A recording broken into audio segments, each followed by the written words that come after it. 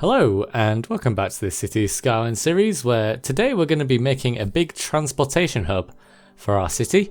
This is going to kind of incorporate every base game mode of transport, excluding air. I don't have the mass transit DLC, so I was using the base game assets for this. So this transport hub is going to have really good rail links, really good ship links. It's going to have trams, it's going to have buses, it's going to have the metro, and they're all going to be localized in one area. The kind of idea is that there's going to be one big hub that all the out of town tourists kind of travel into, and then there's really good links that go out into all the different areas of the city. One of the things I really wanted to do was get a really nice flow of traffic coming in and out of my city. And because the amount of parks and stuff that I've put in, the traffic's starting to get a bit clogged up, so I thought one localized hub of just constant transport could alleviate that. And I've updated all the links going around the city to try and alleviate some of the issues I was starting to get. I've also added in some good strong rail links to the outer areas, so the village that I made a couple of episodes back, that kind of has its own little train station now that is also connected to the hub that I've made. And I've updated the metro.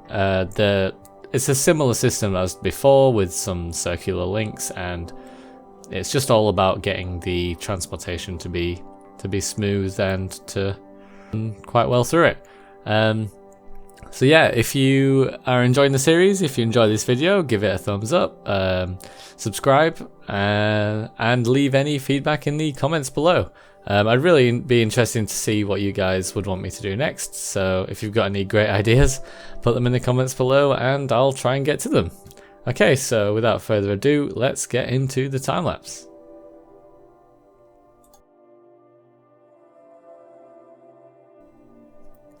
So to begin with, it's kind of similar to what I did last episode, where I just kind of terraformed out the harbour area for all my cruise ships to come into. I picked the area directly opposite the cargo dockyard actually. I wanted all the ships to come into one area. I didn't want to have to make any new rivers or any new water connections for that. And then I left the railway tracks just going over the harbour.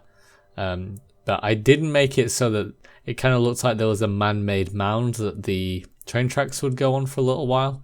I thought that kind of gave it a bit of a better aesthetic than just one big long bridge that went over, or a tunnel. I always think that train tracks should stay above ground rather than going into tunnels, as that's a bit more, real world. That tends to be what happens is you don't dig railway tracks out, you try and stay on the surface as much as possible. And that's kind of what I went for with that. And then the exception to this rule that you can see me doing on screen now is I downloaded an asset that's called Big Train Station, or Big Train Transport something. It's basically this huge modernized railway station that has loads of different tracks that are sunk into the ground a little bit. And then you can add so many different train links in there, and I thought that would be kind of perfect for what I was aiming to do. I wanted several different railway lines out of this. I wanted, one link that stays in the city. I wanted one link that goes to the outside world. And then I was kind of having the next few episodes in mind when I was building this out, because I'd also like a transport hub for when I eventually put in an airport. So I'm gonna leave one line free for that, and then take it from there in a few episodes time to create some really strong links to the airport. And then I the first little link I made was between the main train station, and then I added a new metro line that is directly outside the train station. The four different methods of transport I really wanted to focus on were rail, metro, tram lines, and buses.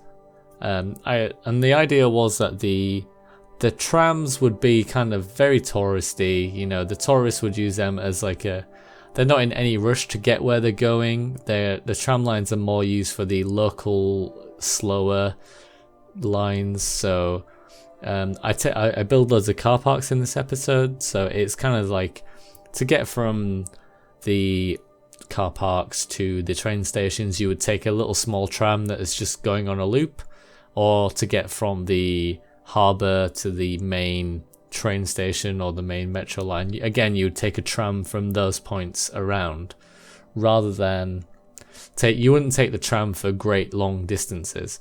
If the distance is really far, for instance from the downtown area to the village that I made, then yeah, you would use the train. If for the medium distances, I tried to use the metro. So what I kind of did was I had some quite good metro loops coming up. Sorry, not coming up.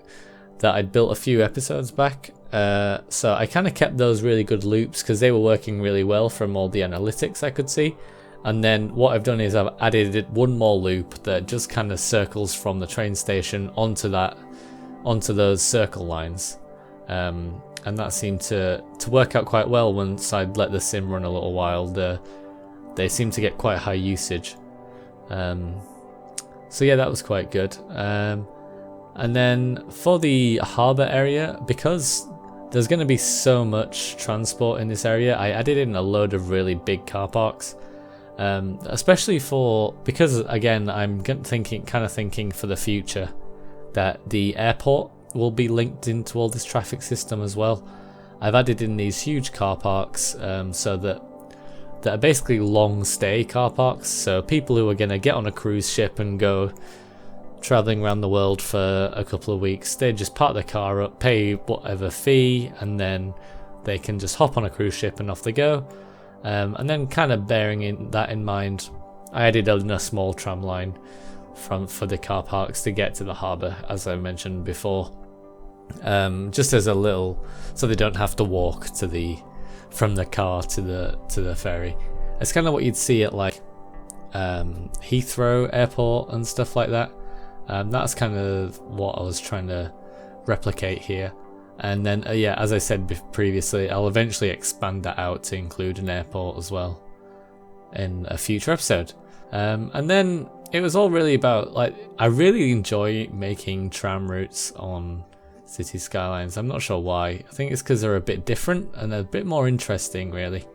The metro, I like making metro lines as well, but they're definitely more for function because like you when you're looking, if I was to do, when I finish this series, I plan on doing an episode that is just glamour shots of my city in all its glory. I can't really include the metro in that because it's all underground and hidden. There's nothing you can really show that gives off a vibe of like, oh hey, look how detailed my metro line is. It's all a bit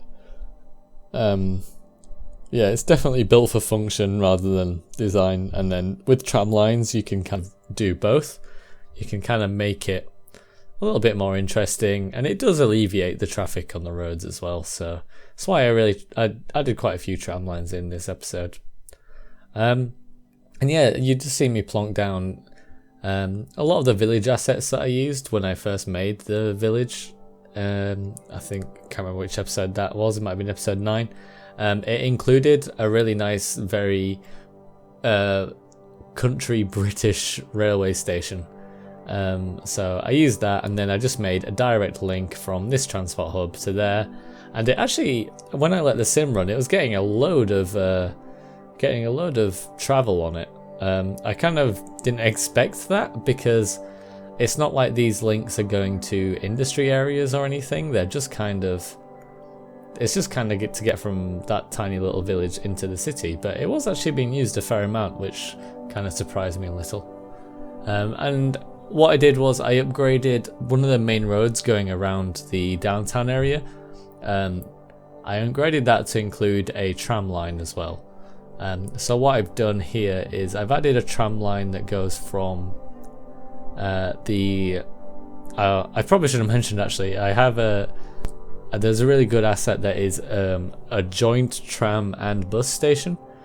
So that's kind of the central hub, and I put like pathway links between that and the train station. So the idea is that you can get a tram and that from this hub, and that tram will go around basically just the entire downtown area. And then I've put one inner loop on that, which is in the skyscraper area, that just goes around all the big tall buildings, and it goes around like the cathedral and things like that, because that's kind of where the finance district is. So if you're a commuter and you want to come in and you want to get to work, you would get the train in, you would jump on a tram or the underground that would take you to the finance district, and then you could get on one of the circular trams to get to your actual office building. And I just thought that was a bit neater than everyone just driving in constantly. So yeah, that ended up turning out all right. Yeah, and then this is a bit of setup for future episodes. I'm planning on making a big leisure area that kind of surrounds this transport region, just because it makes the most logical sense for it to be here, for all the tourism and the leisure to go, because the transport area is where all the tourists will enter the city, or the plan is that they will all enter here. Let's see what the sim actually does in the future. I kind of wanted to build all that up there, and yeah, there's not really much to say. Other than that, it's something I've been wanting to do for quite a while, so I'm glad I finally got around to it. And yeah, I think I'll leave the video there. So hopefully you enjoyed watching this, and it gives you some good ideas for transport hubs that you want to make yourself. And don't forget to subscribe to the video if you're enjoying the series so far. If you enjoyed the video, give it a thumbs up. If you didn't, give it a thumbs down, and please leave some constructive criticism in the comments so that I can carry on improving.